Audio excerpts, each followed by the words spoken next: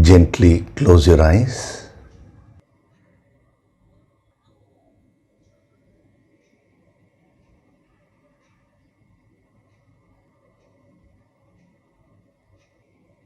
Do deep breathing.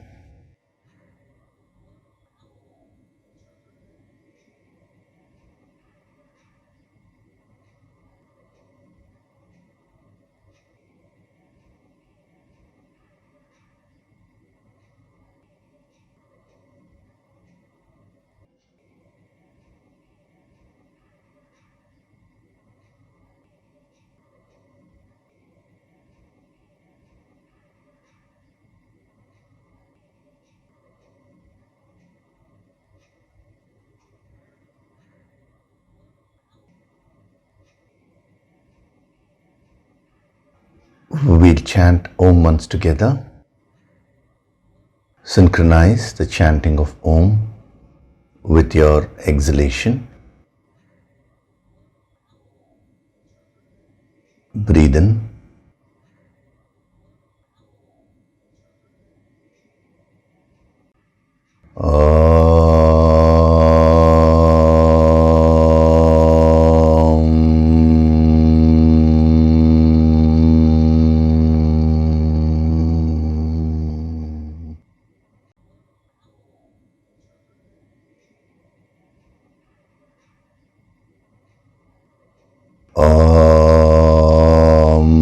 Sahana vavatu, sahanau bhunaktu, sahaviryam karavavahai, tejasvinavadi tamastu mavit vishavahai.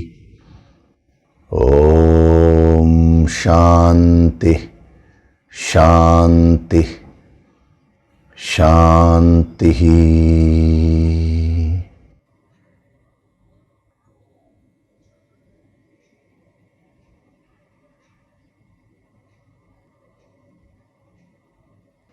Gently open your eyes.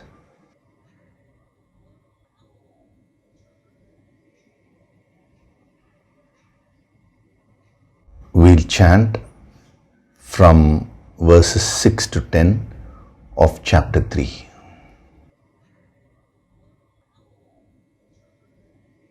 Karmendriyani sanyamya, Karmendriyani sanyamya, ya aste manasa smaran, ya aste manasa smaran, indriyartan vimudhatma, indriyartan vimudhatma, mithyachara sa uchyate, mithyachara sa uchyate, yastvindriyani manasa, yastvindriyani manasa, niyamyarabhaterjuna, niyamyarabhaterjuna, karmendriyai karmayogam,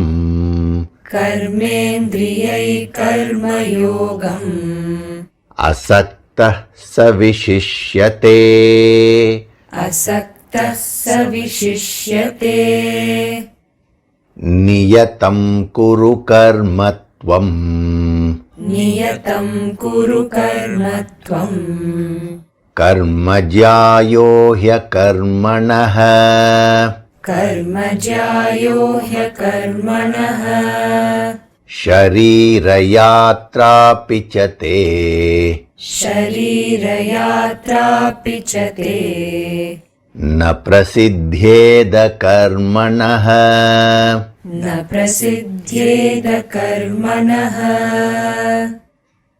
yajñarthat karmanonyatra, यज्ञार्थात् कर्मणोऽन्यत्र lokoyam karma bandhanaha, लोकोऽयं कर्मबन्धनः tadartham karma kaunteya, तदर्थं कर्म कौन्तेय mukta sangha samachara. Muktasangah samachara. Sahayajñā praja srishtva. Sahayajñā praja srishtva.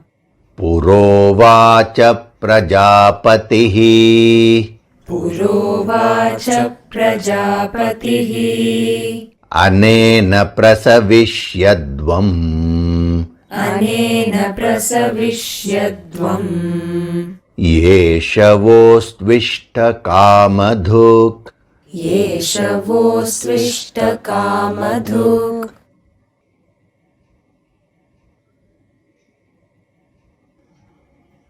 Hari Om, and a very good day to all of you. So in the last session, we were seeing the significance of using words like mudaha, harsh, seemingly harsh words. Even though they apparently look harsh, if you penetrate and look at the energy from where it is all coming, you will find that there is nothing but unconditional love.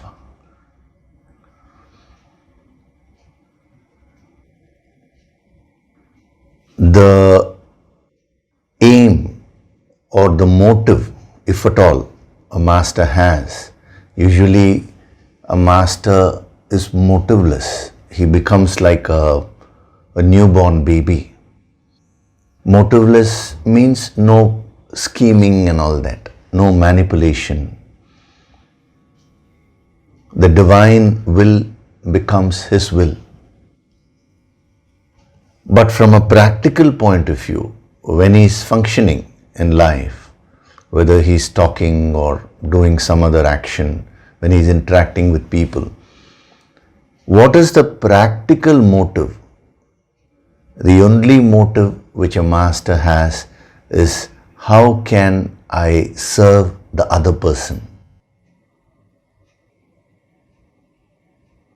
See, generally when you interact with anyone, there is always that motive. What can I get from that person? It may be something material, it may be something subtle also. Even if you want appreciation from another one, you're wanting something. So we always, when I say you are wanting something, I mean the mind, it always craves for something from the world, from people, and from any circumstance. A master is one who has reached that state of supreme fulfillment, paripurna, paripurnatvam. He has become like an ocean. So, what does he want from anyone or from any situation in life? There is really nothing, because nothing is going to add on to his happiness. I am not talking about externally taking or giving. That is at the action level. I am talking at the soul level, at the deepest core of oneself. As long as you have not reached that infinite state, you will be looking for some finite benefit. We are not discussing whether that is right or wrong. Just factually, this is what it is. You need to understand what is black and what is white. Whereas a master's soul has expanded and become one with the infinite. So there are going to be no expectations or motives behind his actions. Later on, he'll be talking about what is the motive of a self-realized person from a practical point of view. He would be saying loka sangraha. the welfare of humanity, the welfare of the world. Not only humans, all other creatures also.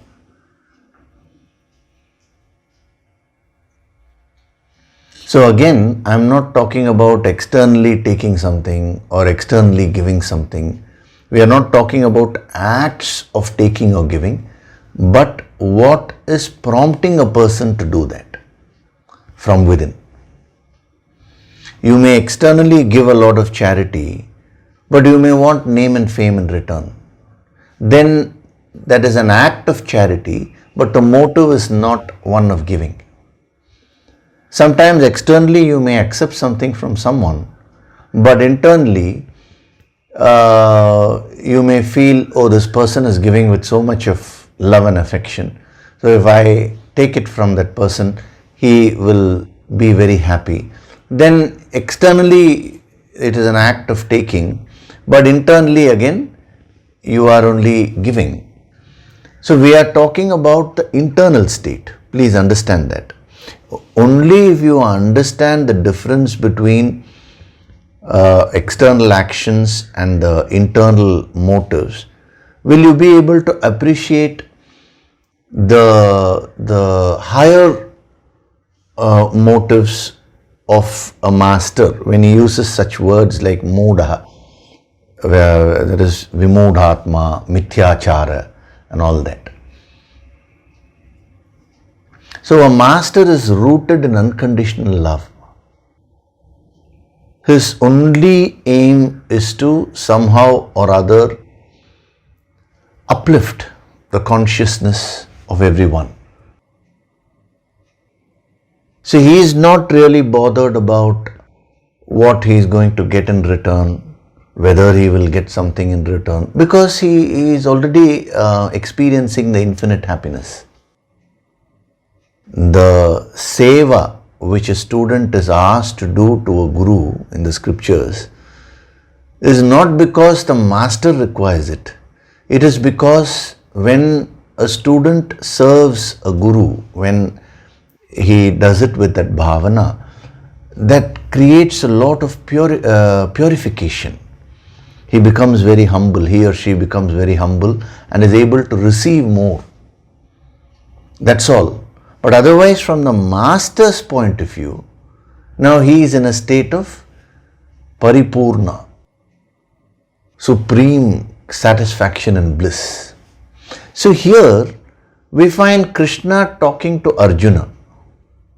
Now what is Krishna going to achieve because of that? What is he going to get? Nothing. Even if Arjuna wins the war, it is Arjuna who is going to get the kingdom, not Krishna. You should look at it from a deeper philosophical view. Only then you will understand from where Krishna is coming. He has no axe to grind. He has no personal benefit here. Yet he is spending all his time and energy. Why? Only for the benefit of Arjuna, only for the benefit of everyone. So just imagine, now Krishna had everything in life. Whatever you could ask for, he had that. Now what is the necessity for him to come to a battlefield and then take up the role of a charioteer, which is a very risky work, because the opponent's arrows will first come and hit the charioteer only. So he took up that work, that role, and then in that he is trying to convince Arjuna to do his duties, not to fall for any weakness. And then he uses words like vimodhatma and mithyachara and all that. Now all the way he comes to the battlefield and he is taken up this higher responsibility, and then he calls Arjuna a fool. There is no meaning in this if you look at it apparently. So as I was explaining to you last time, when a person has a higher potential, and if that person fails to achieve that potential, that is when we use the word fool. Especially if someone does not live up to his or her potential for petty reasons. See, a student has the capacity to really study and get a gold medal, let us say. That much amount of brilliance a particular student has. But due to some silly reasons, due to lack of practice or some minor distractions, the student does silly mistakes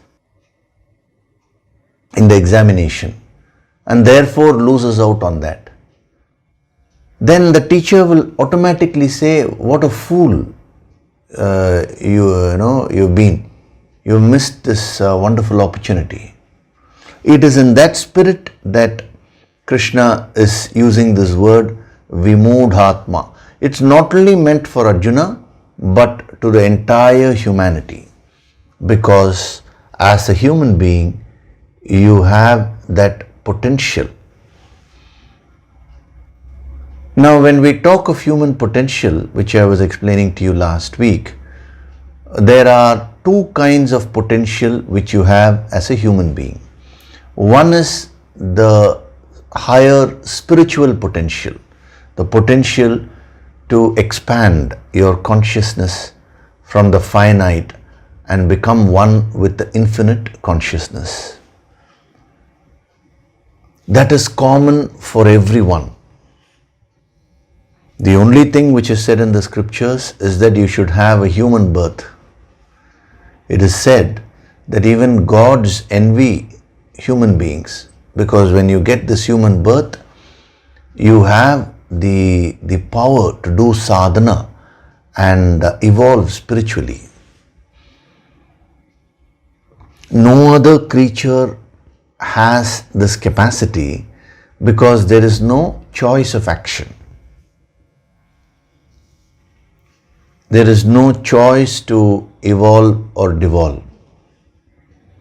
It is a mechanical, pre-programmed life. Whereas, when it comes to a human being, his or her potential is infinite from a spiritual point of view.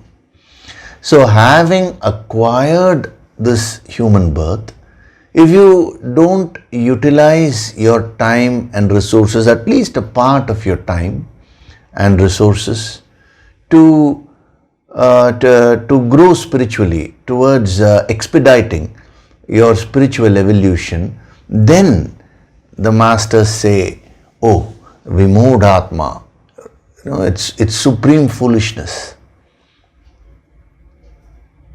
Because you have all the tools, which is the human birth, and yet you don't use them to achieve that infinite potential.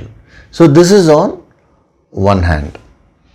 On the other hand, there is also a second type of potential which as a human being you will have, and that is your specific, the possibility of your specific contributions to the world. We can call it as worldly potential. I am mentioning it now itself because later on he is going to give you a lot of tips to fulfill your worldly potential also. What in the Sanskritam language is called as Swadharma. Swadharma means one's unique individual nature, talents. So each one of you will have a specific set of talents. Now, based on those talents, you have a potential to achieve certain things and the potential to contribute to the world. See, when I use the word contribute to the world, No one is really waiting for our contribution.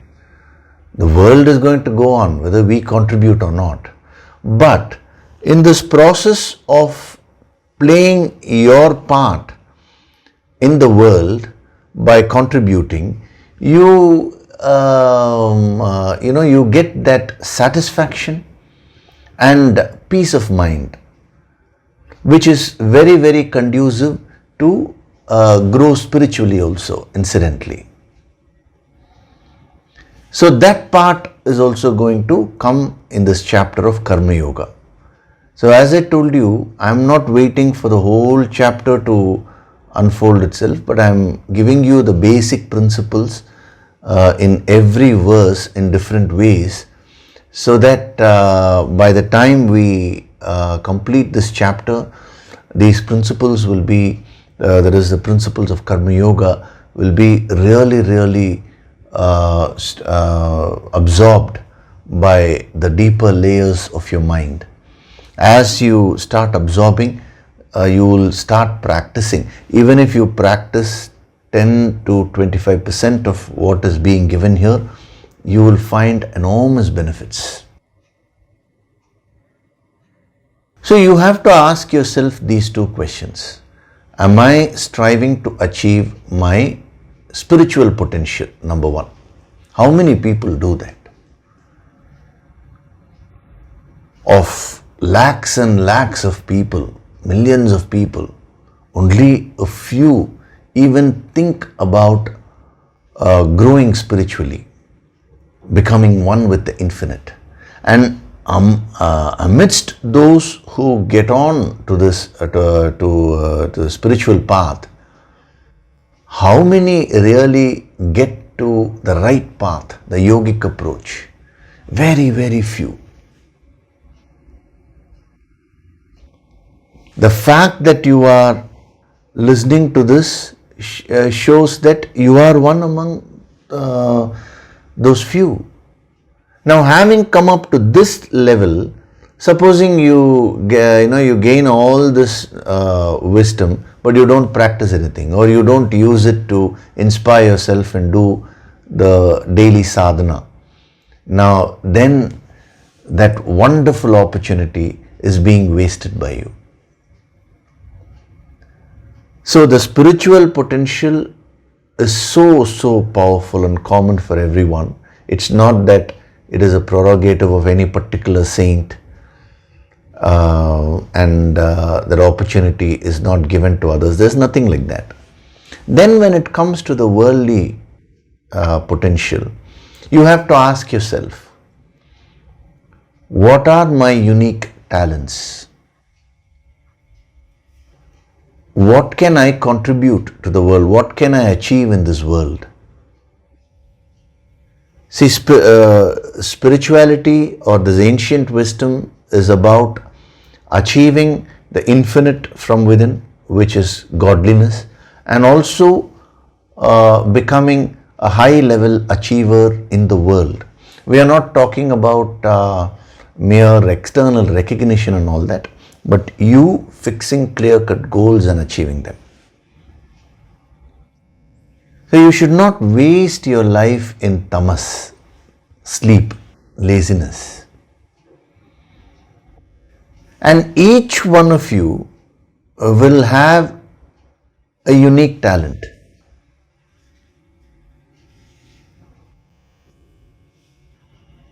Long back, one person actually came and told me this. He said, "Sir, I don't know how to find my swadharma, my talents, because I am able to locate the talents of all others, my friends and my near and dear ones, my family members. Everyone has certain beautiful talents.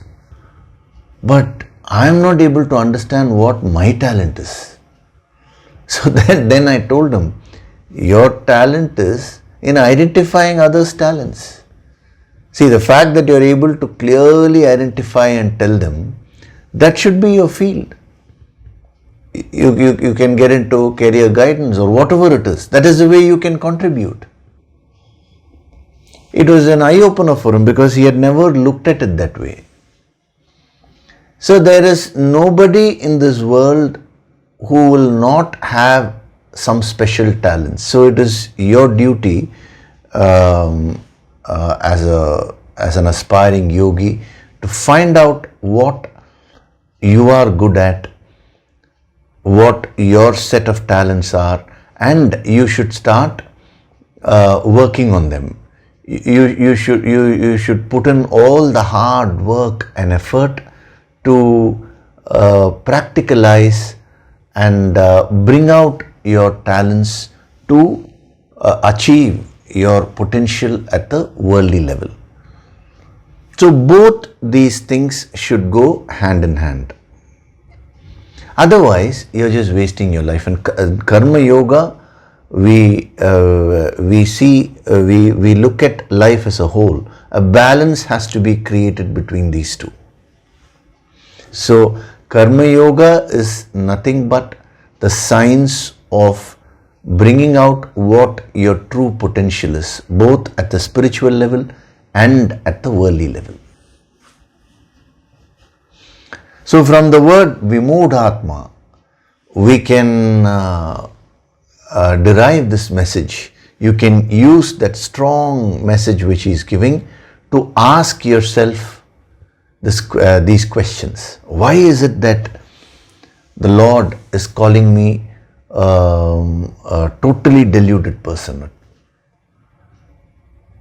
Am I realizing my potential? Am I using my time and my resources towards achieving my potential, both at the spiritual level and at the worldly level? Or am I just whiling away my time doing really nothing?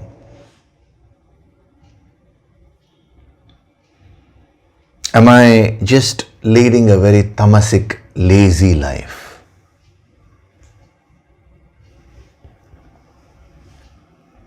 There are so many examples from the Puranas and all that which can be given. We'll see all that when we directly get into that principle of Swadharma and all that.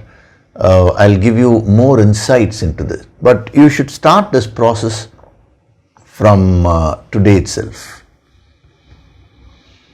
Every day you should keep improving. What you do today should be better than what you did yesterday. And then when tomorrow comes, what you will do tomorrow should be better than today. So day by day, your efforts, your time should be utilized towards achieving your worldly potential and your spiritual potential. That is the life of a yogi.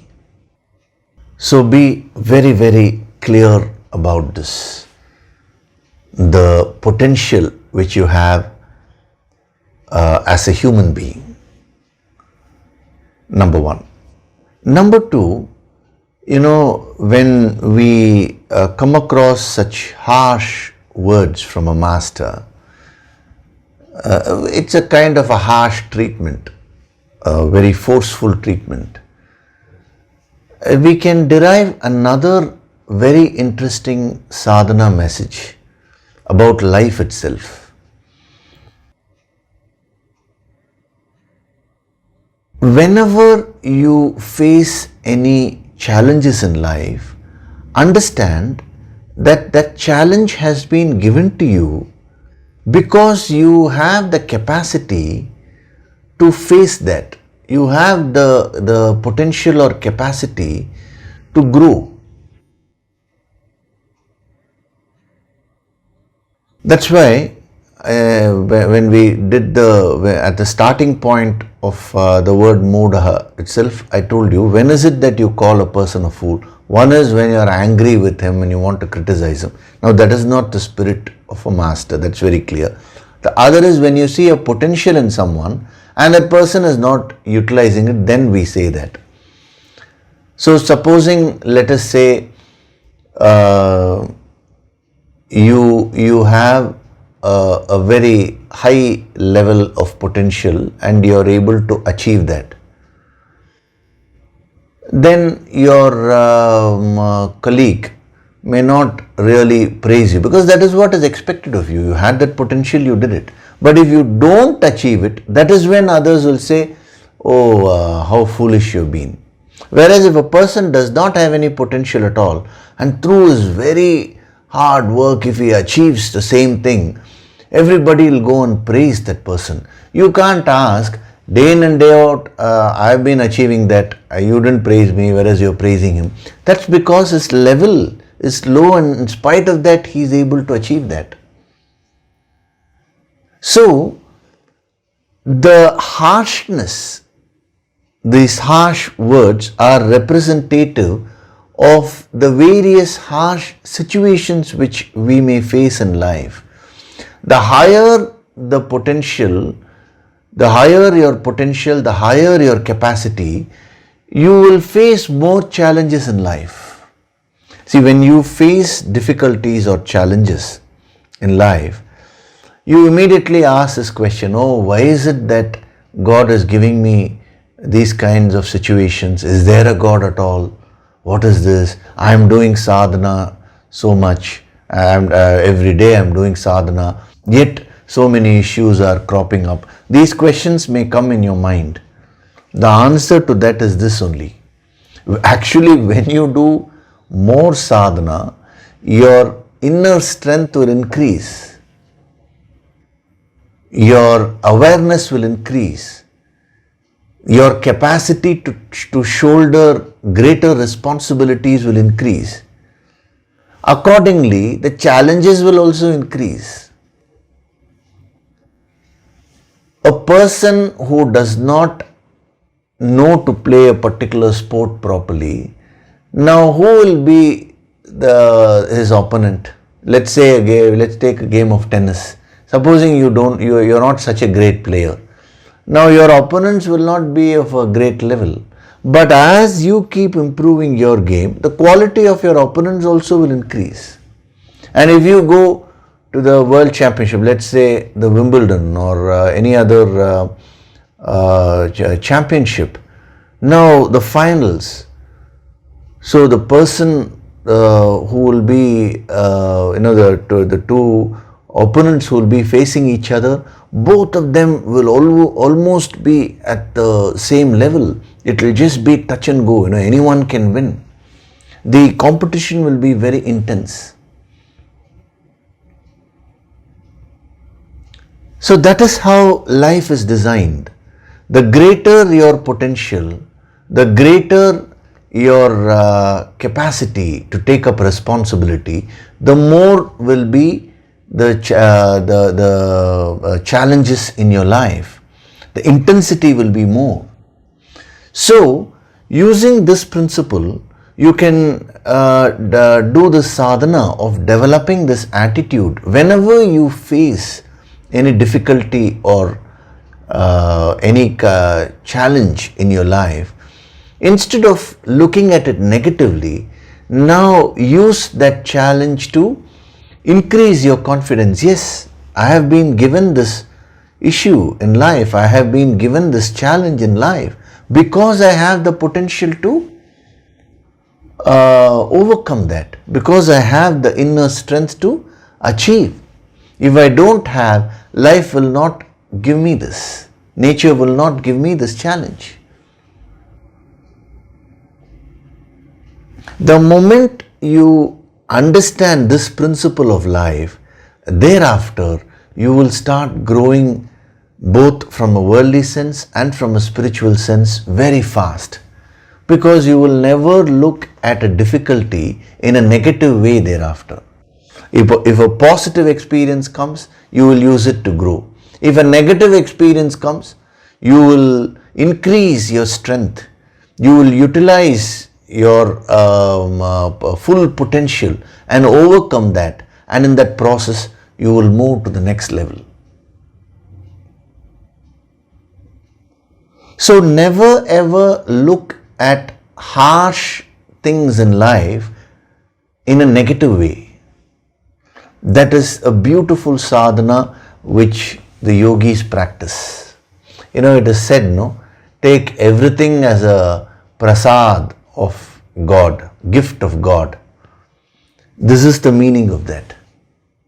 We generally think, Only if the so-called, we have certain concepts of what is negative and what is positive. So the so-called positive things, I'm putting the word positive in quotes, so-called positive things should come in life, only then I am blessed. If any negative thing comes, now all the blessing has gone away. Why is it that God is being so cruel to me? I am doing so much of sadhana. I have been listening to Yoga Sankirtan for 6 months, yet this is happening in my life. Yes, why? Because your capacity has increased. The moment you see it that way, then that difficulty will no longer bog you down. The difficulty will no longer pull you down. Rather, it will help in uplifting you and taking you to the next level.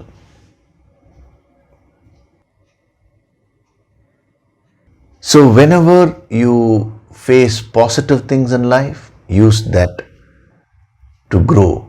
Whenever you face any negativities, any harsh experience, now understand that this is the law of nature. According to one's capacity, the intensity of the challenge will increase. See, life itself is like a game only. It's like a tournament, let us say. As you keep increasing your skills, naturally you will get the capacity to shoulder greater responsibilities.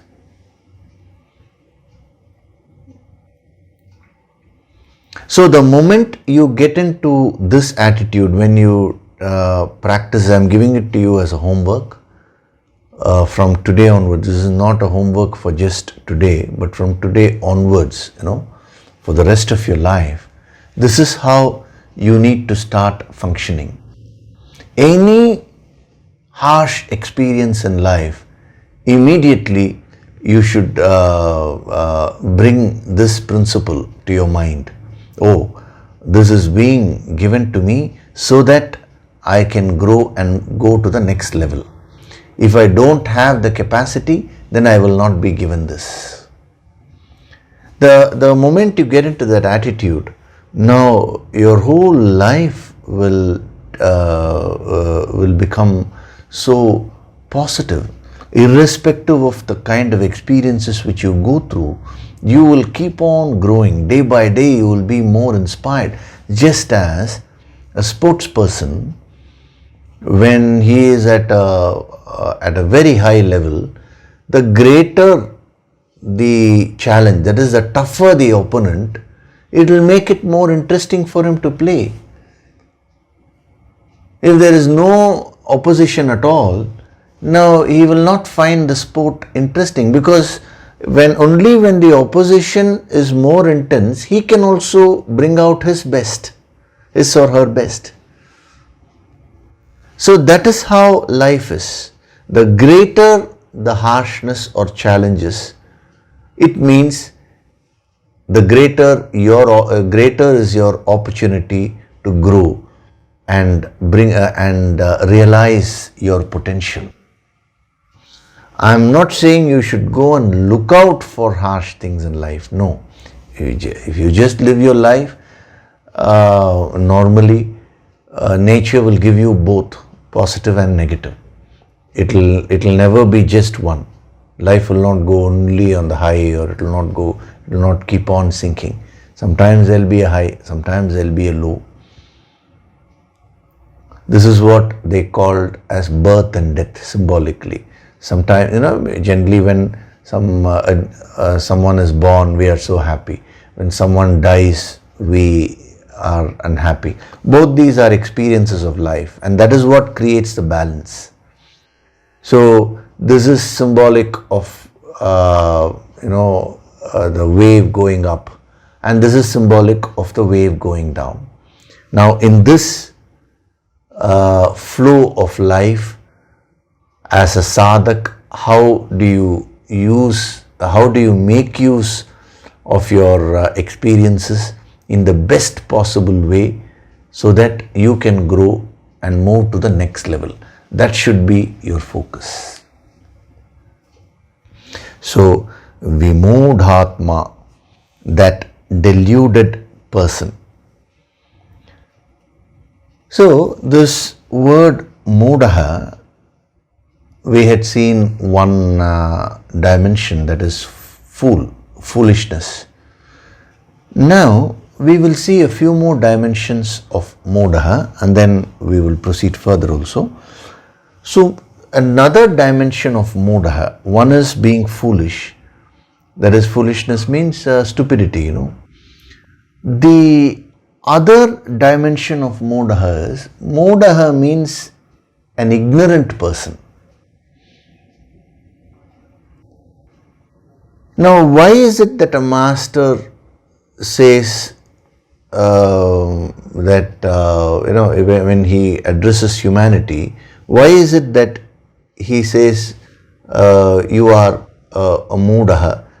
Means you are an ignorant person, you are ignorant about the infinite powers which you have. See, today, what is the ignorance we are talking about? The spiritual ignorance. See, you are experiencing the limited version of yourself. If you go to the Upanishads, they say Tat Tvam Asi, that supreme you are. That is what you are truly. So whatever you are experiencing of yourself is a very limited, restricted version of what you really are.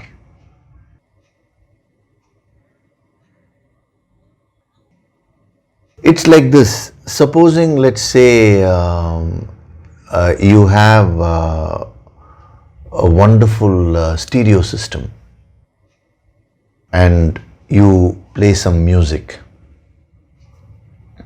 a kind like a home theater, and the stereo effects are so good.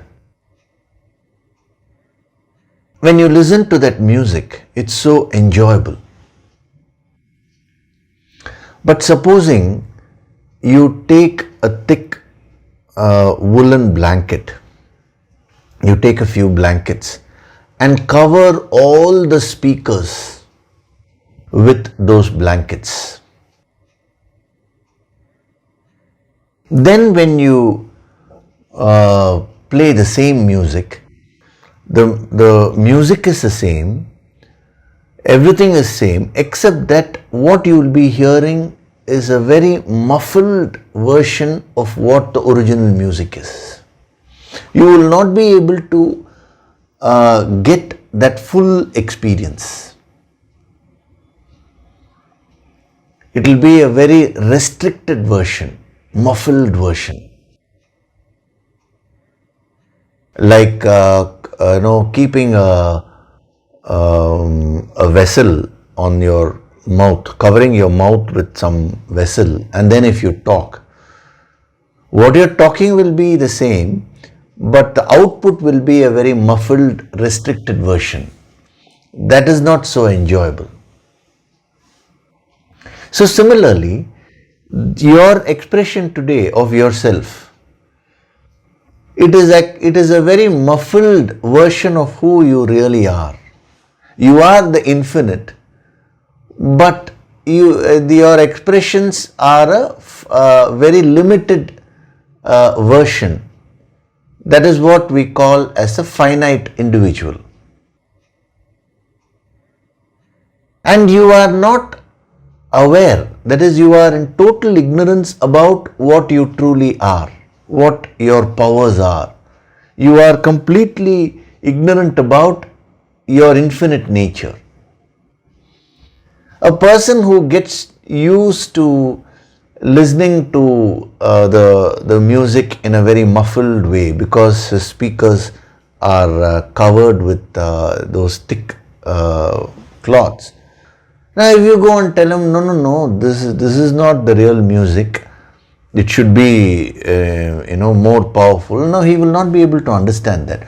So one by one, when you remove all the coverings from the speakers, and as the muffled version starts opening up, the output becomes more clear, and when the full effect is given to him, that is when he will be able to understand, oh, this is how it is meant to be. So all along for so many years, I have been listening to something and I thought everything was fine. But now I understand that this is what is true music. The same thing will happen to you as you do the Yoga Sankirtan sadhana and as you progress spiritually. When your true nature starts expressing itself, when the infinite nature of yours starts expressing itself, that is when you start realizing who you are. All your ignorance will go away. So when he says mudaha, it means we are steeped in ignorance. What is that ignorance? The ignorance about our own supreme infinite nature. If I were to ask you, who are you? You will give me an introduction of your limited personality only. You cannot think beyond that.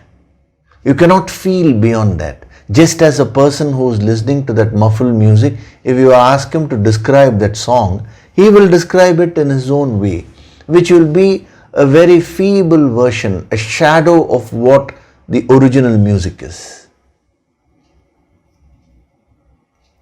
So similarly, friends, you should realize that you are the infinite. But right now, whatever you are thinking yourself to be, whatever your life is, your expressions, everything, they are just mere shadows of what you really are. Sometimes it's very amusing to me when some people ask, sir, what are the benefits which I will get if I attend the Sunday discourses? Or what are the benefits which I will get if I listen to the Yoga Sankirtan sadhana? How to explain it? Very difficult. It's like the person who is listening to muffled music, he asking, what are the benefits I will get if these blankets are removed from the speakers? It is not a question of benefit or no benefit. That is what the real music is. Those benefits cannot be quantified. Very, very difficult. Your real powerful nature will start coming out.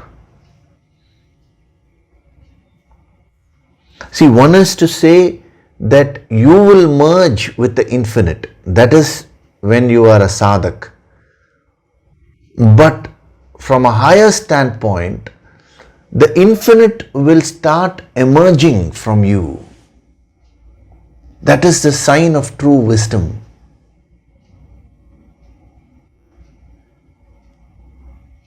An ordinary highway robber, this was what Valmiki was. He became the great sage Valmiki later on. Why? Because he realized his potential. He manifested his true nature. He removed his ignorance.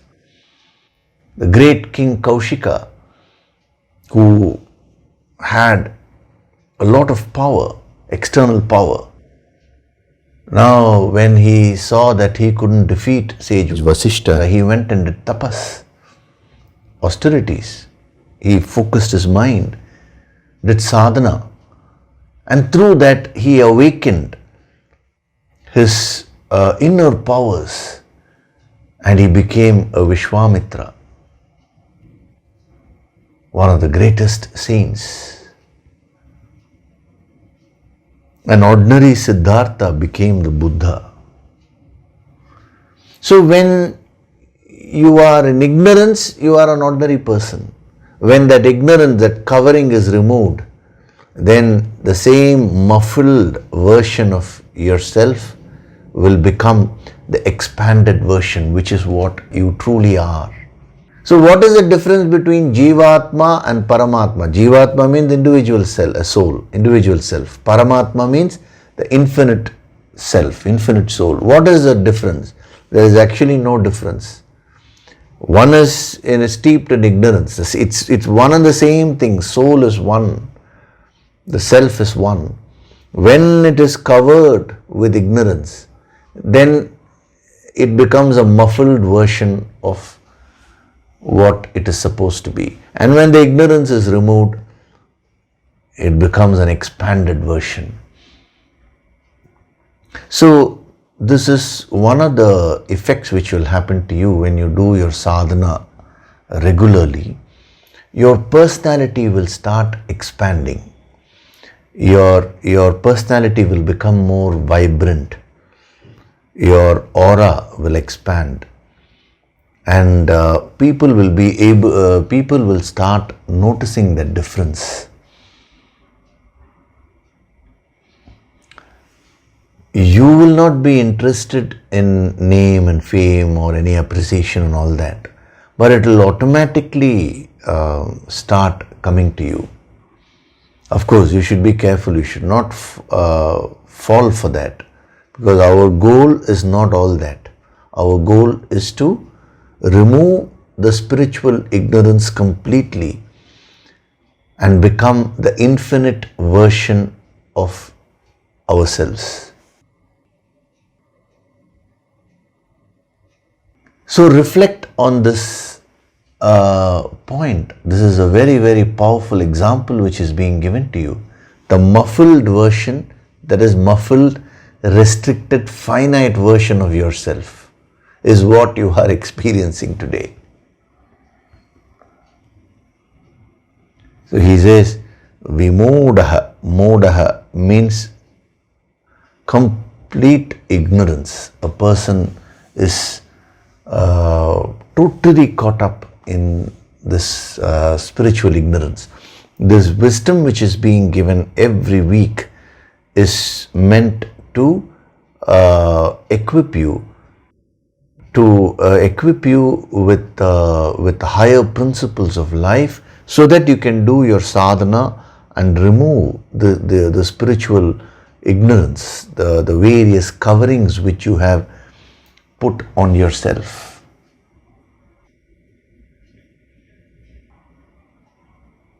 That is why it is constantly repeated, keep doing your sadhana, do your daily sadhana, do your daily sadhana, because the sadhana will help you to remove all the ignorance and covering.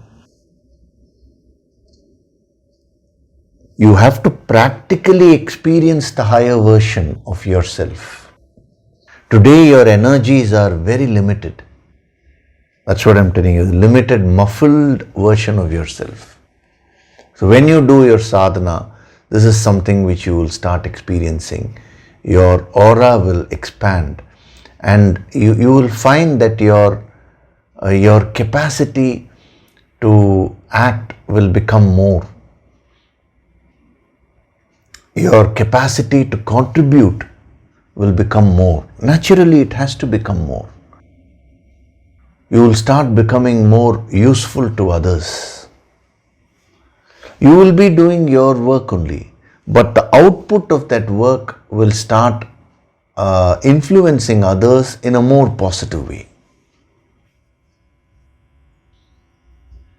See, the Yoga Sankirtan audio materials which have been created, and the next one is also on the way. We have started the process. Just now we had the Mahaganapati Dhyana also. Now those materials have been created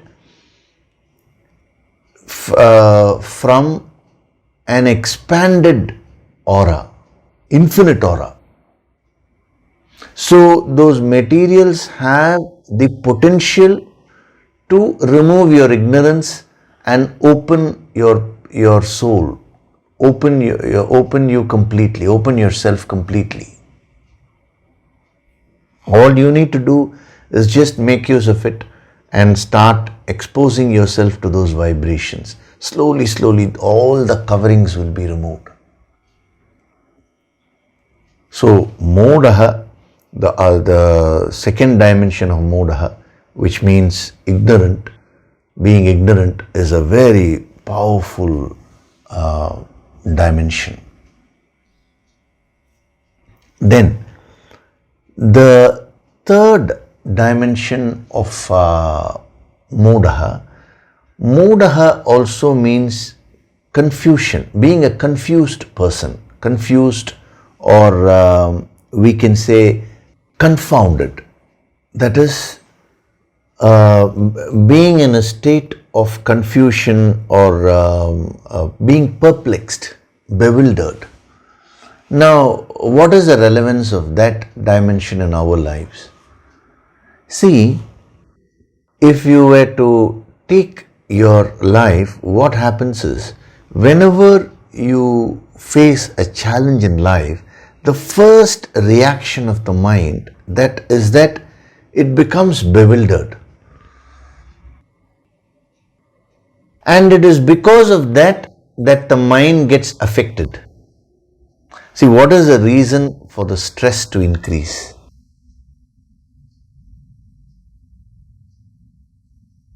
A yogi is genuinely stress-free because he never ever gets into a state of confusion or perplexity. His mind is always in a state of calmness and his intellect is always in a state of clarity. What do we mean by being confounded or being perplexed or bewildered and all that? Two aspects. One is when your mind becomes stressed. This is one aspect of being in a state of modaha, perplexity. And the other aspect is when your intellect loses its clarity. In life, when you are facing a situation, these two factors are very, very important for you. Number one, your mind should be calm. Number two, your intellect should be very clear. If you have these two tools with you, now you can achieve anything, you can face anything you want, any situation. But that is not what happens in life. You always find that the mind is not in a state of peace, it is in a state of stress. That is what he means by modaha, that is 50%. And when the mind is stressed, the intellect cannot think properly, it will lose its clarity. So another 50%, the other half of it. So these two factors put together is what he calls as a modaha, being in a state of confusion. Now, what does this ancient wisdom do to you? It slowly works on these two aspects of your personality. Number one, whatever stress you have will start reducing if you truly practice these principles and if you do your sadhana properly. Anybody who does the sadhana with faith and who practices everything which is being given, now he or she will experience a tremendous difference, that is a reduction in terms of the mental stress. Earlier, many things may throw you off balance. The world may have had the power to upset you, but now with sadhana and attending these sessions every Sunday, you will find that your inner strength would have grown. Earlier, let us say 100 things had the potential to upset you. Now only 70 things can upset you. 30 things will not cause any stress to you. It means you have grown 30%.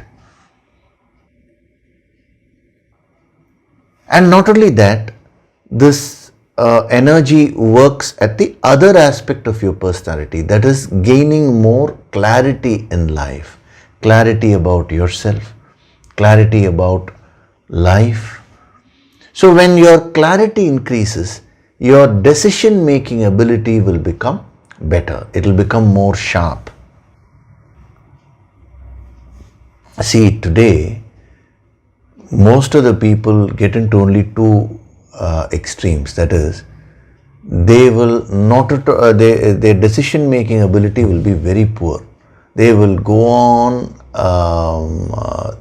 analyzing or analyzing without any purpose. I mean, they will worry, they will do this, but they will not be able to come to any conclusion clearly. This is what I have to do. This is on one hand. Or a few people decide, but those decisions will be very impulsive. They will just, without any thinking, without any kind of analysis, they will just simply jump into some activity. Very impulsive personality. So either people are unable to decide clearly, or if at all some people decide, they are all impulsive decisions. That the impulsive decisions need not be the right ones. Today you may feel one thing, tomorrow you may feel something else. So these are the two extremes which you get into when it comes to decision making. But a yogi is one who does not fall into both these extremes. He analyzes to the extent where it is required, not more than that. And he comes to a clear-cut decision. And he never allows his impulses and feelings to come and interfere with his decision making. It does not matter whether I like to do this or not, but this is what I ought to do. He is very, very clear about that. Today there is a complete mix-up, there is a lack of clarity. In every area, where, see, what career should I choose? There is no clarity. What kind of partner should I choose for marriage?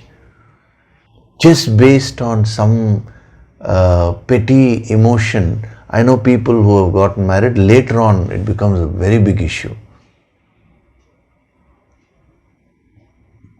Just allowing the mind to go on its own. See, usually when two people meet each other, now initially you will only see the good aspects of the other person because you are in a state of infatuation. Actually, the next dimension of modaha is infatuation. I am explaining that also a little bit here. So when you are in a state of infatuation, you will not see the other person fully, the positives and negatives. You will exaggerate the positives and you will get very attracted. But later on, once they get together, that is when the full nature is seen and all problems start. It's very interesting. If only you could have had the clarity earlier, you could have taken a better decision.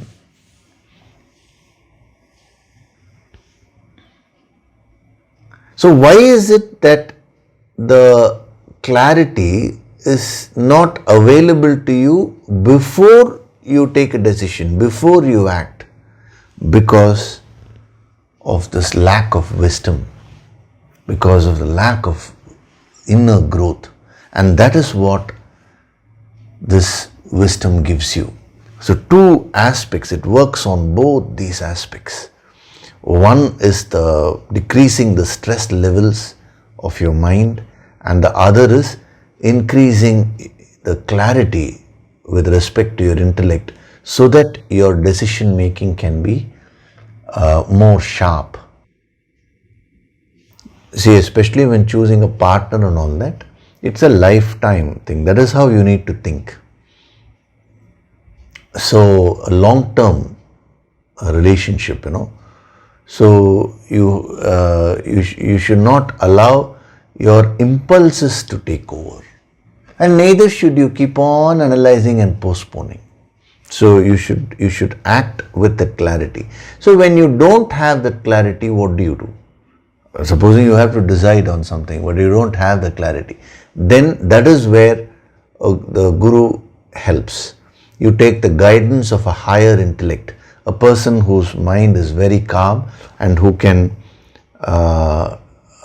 help you decide clearly in your life, not based on your petty emotions, but based on what would give you long-term benefits. So by associating with your Guru, by taking guidance from your Guru, what happens is slowly you absorb that clarity. You also absorb the capacity to be stress-free and cool in any situation. A yogi constantly keeps emitting that energy. So in the good old days, why was it that the system was that the Gurukula system, where the students used to stay with the spiritual master and absorb this wisdom. Why? Just by associating with the master, they used to absorb this energy. And when they used to absorb this energy, that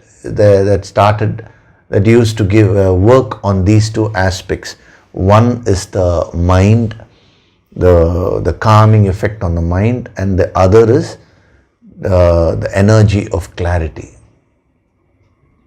How do you take decisions in your life? So they used to absorb both from a master. So every Sunday, that energy is being given to you. Now you need to absorb that and start practicing these principles in your life. So, Modaha, number one, we talked of the potential. Fool means you have a tremendous potential. The second thing is ignorance. You see, the moment we talk of ignorance, it means you have the potential to be in a state of wisdom also. The music is there, the speakers are there, it is only being covered. So you just have to remove the covering. When you remove the covering of your ignorance, the light of infinite consciousness will start shining forth from within you. In every Nididhyasana session, many of the sessions, it is said, no, I am Swayam Prakashit, self-illuminating. One sadhak, she told me that whenever she hears that, I am Swayam Prakashit in our Nididhyasana session, self-illuminating, she just feels her entire personality, her soul expanding and and getting illumined. Yes, that is the whole sadhana. And then the third aspect, the third dimension of modaha. Modaha means being in a state of confusion. You're perplexed, bewildered. So what is that state of confusion? Just now I explained to you the two aspects. Whenever you are in a state of stress, it means you are in a state of modaha. Whenever you are in a state of indecisiveness or you are taking an impulsive decision, again you are getting into the state of modaha. So you have to, through your sadhana, you have to calm your mind and increase your clarity. The Guru is there to help you to achieve both these things. And a person who achieves both, that is, a person whose mind is calm and whose intellect has a lot of clarity, such a person can become a great achiever in the world and can also become a great yogi in terms of spiritual growth. And then The fourth dimension of modaha is infatuation, being stupefied. Today, the mind gets influenced by everything.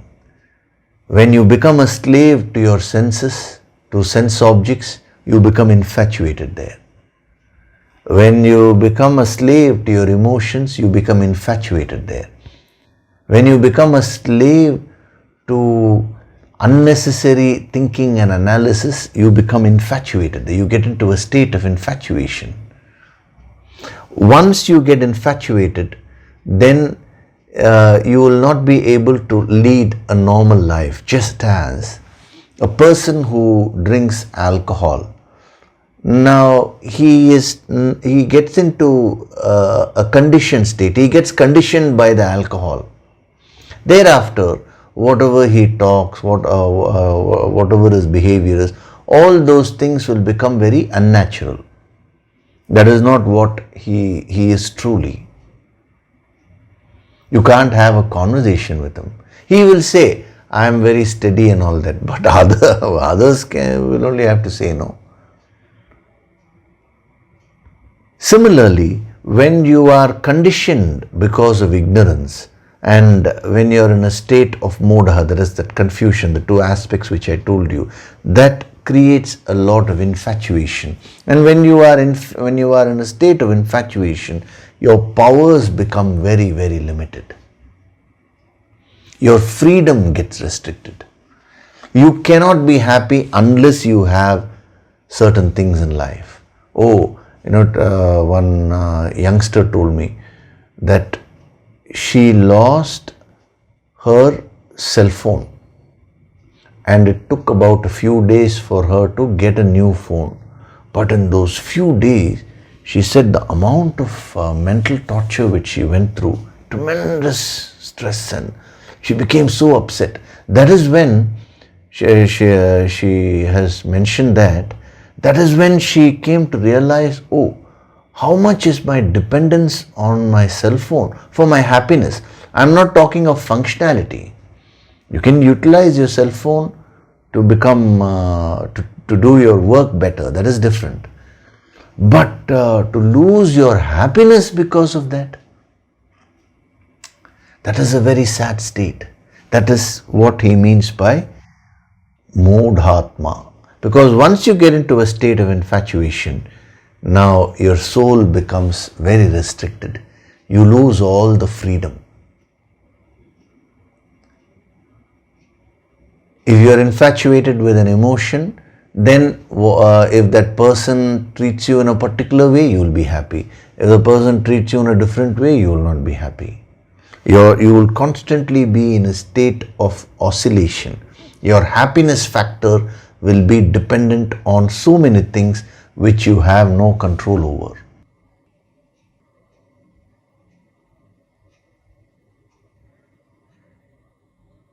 So that is a very, very powerful dimension of modaha, infatuation, being stupefied.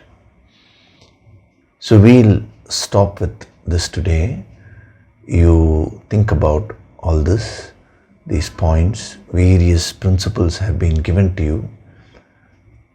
Each principle by itself is so powerful and it can create a transformation. Now, so many things are being given to you, so which means your chances of growing, if you just apply yourself, are increased tremendously every Sunday.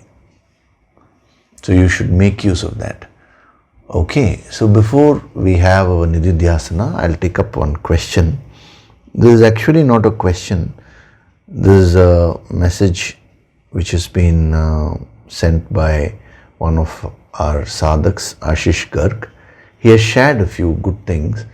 Now, I just wanted to mention that to other sadhaks and give a message through that.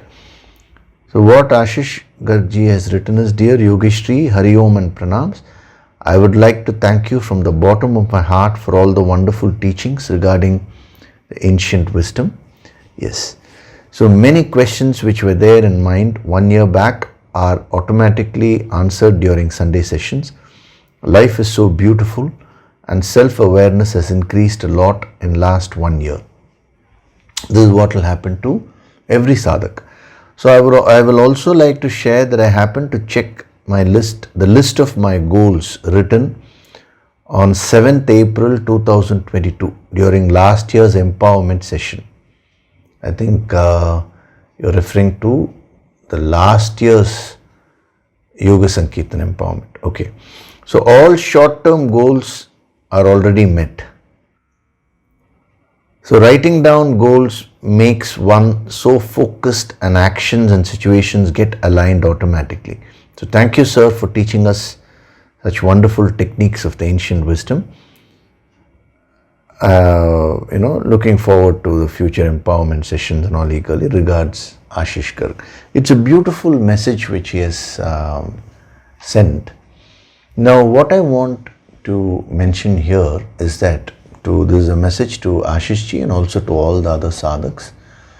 Please continue writing your goals like this.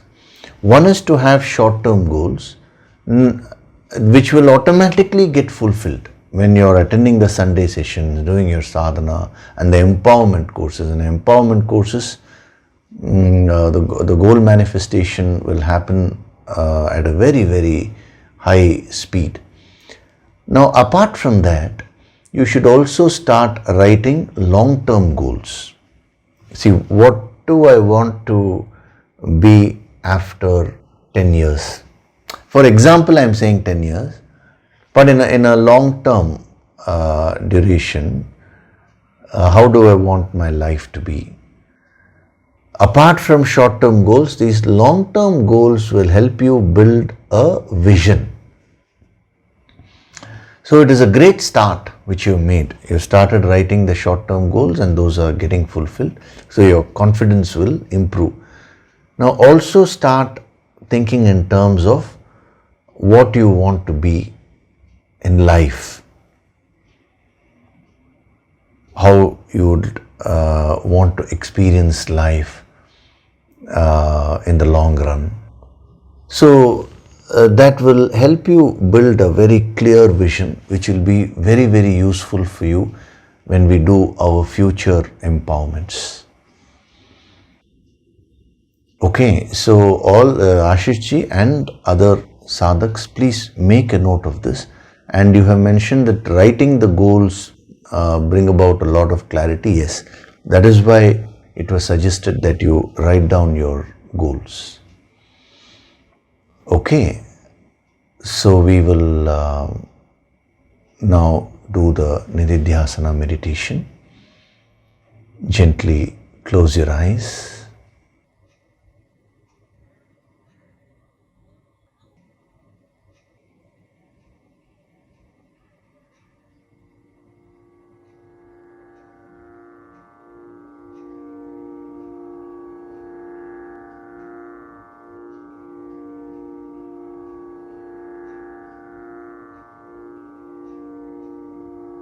Breathe in a relaxed and deep way.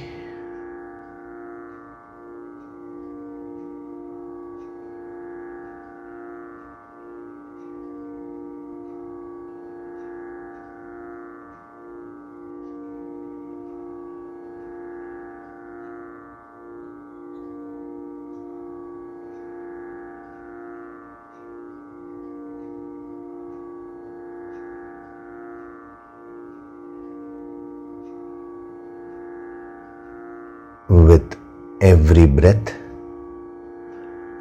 I am getting into a state of deep relaxation.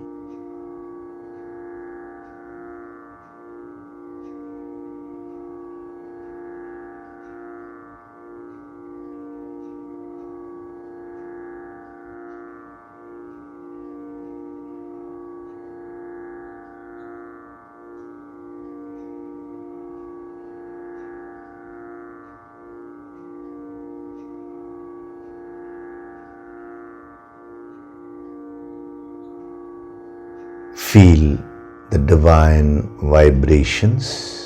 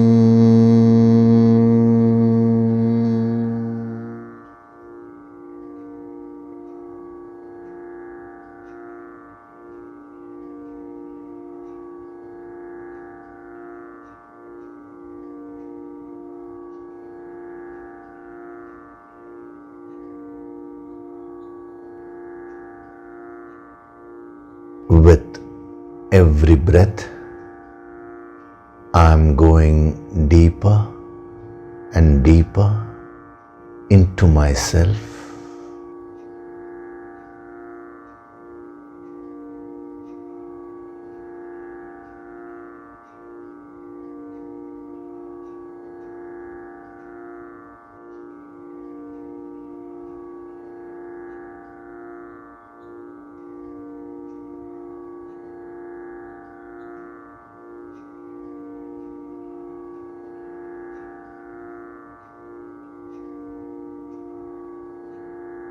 I am not this body.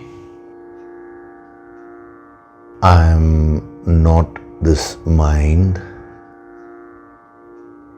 I am not this intellect.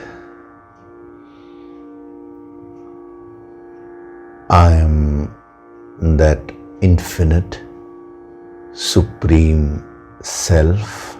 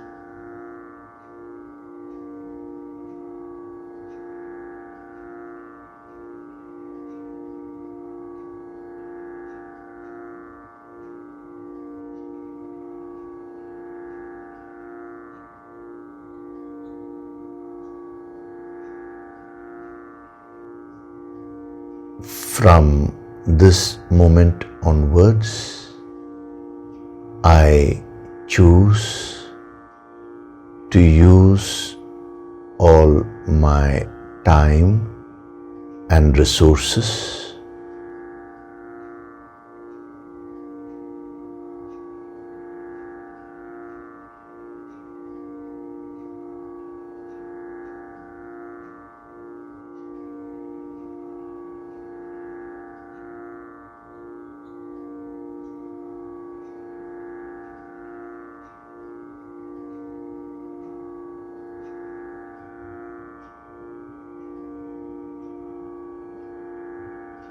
to realize my true potential as a human being, both at the spiritual and at the worldly level. .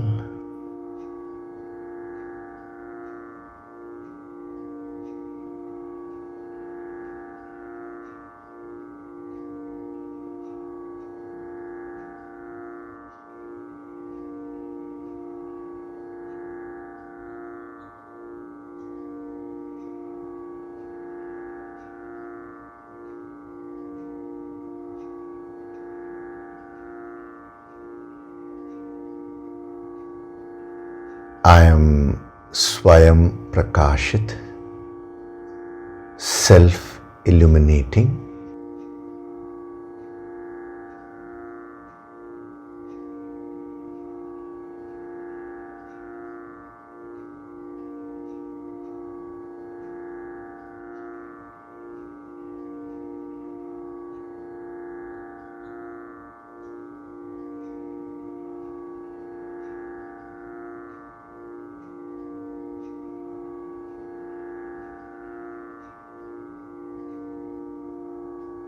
Offer your gratitude to God Supreme.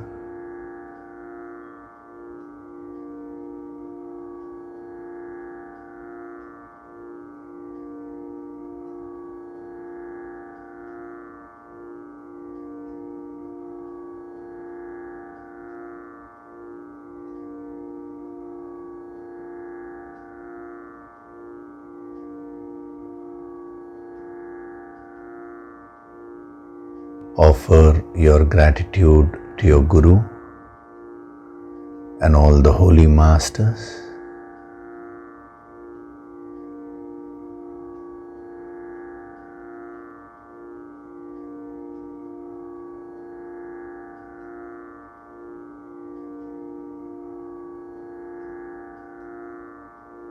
Slowly come back. Wriggle your fingers, your toes, rub your palms together to create a warmth.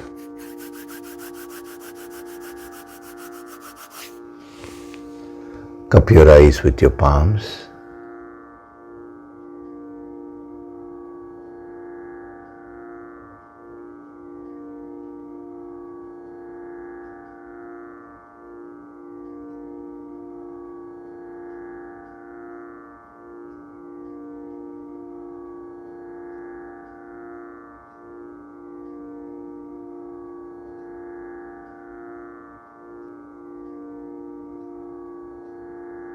Gently rub your eyes, cheeks, forehead, top of the head, back of the head and neck.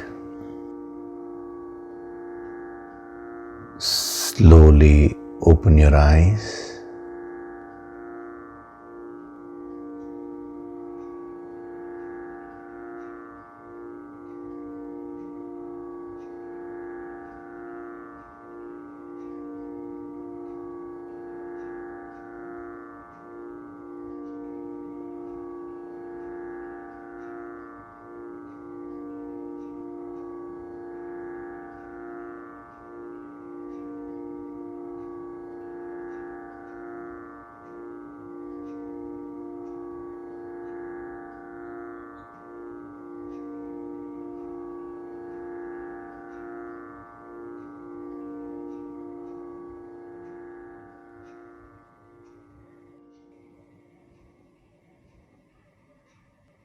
Welcome back.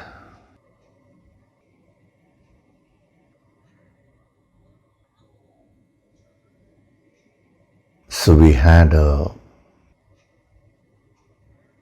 very powerful session. These principles can really shake you. See, you can no longer be the same person if you really get into this. You will become better only. You will change for the better. You will become a better version of yourself. And this process should not stop till you become the infinite version of yourself.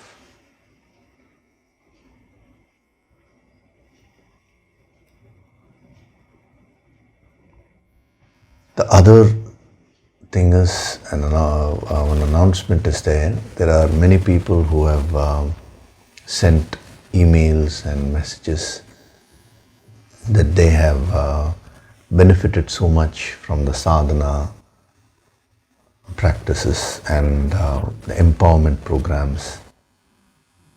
even after the last Yoga Sankirtan, so many people have mentioned.